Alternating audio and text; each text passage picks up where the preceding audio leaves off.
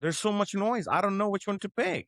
And this is why industry needs to move into an enterprise layer, like a unified workflow solution like yours versus having point solution.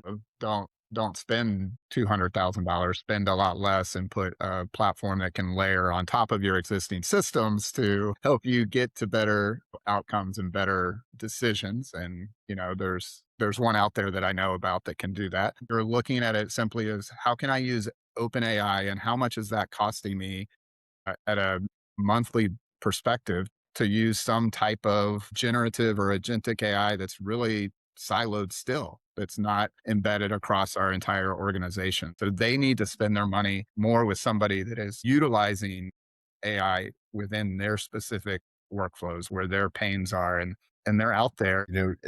Jason and I were on a recent meeting with a prospect that is completely paper based. I mean, it's 100% completely paper based. And they were told by their CIO that, hey, if you need to go and take this patient application to get this patient submitted, it's okay for you to go ahead and use that in OpenAI or, ChatGPT or anything. And Jason, I'm like shaking my head and said, no, you cannot do that. You cannot put PHI in there. And what they were doing was, because it's a whole paper-based solution, they were doing that just to take the information from the referring entity and populating that and creating and generating it into the admission form that they needed to do. And they were like, no, it's okay. We're just using. I'm like, you can't do that. I mean, even though you got patient PII and PHI in this information. And it was funny because I actually had lunch with her, I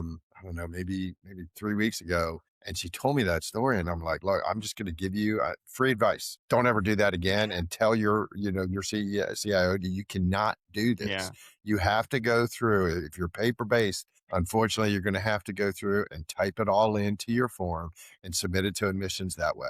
If you go and continue to try to do this, you are going to open yourself to a lot of liability.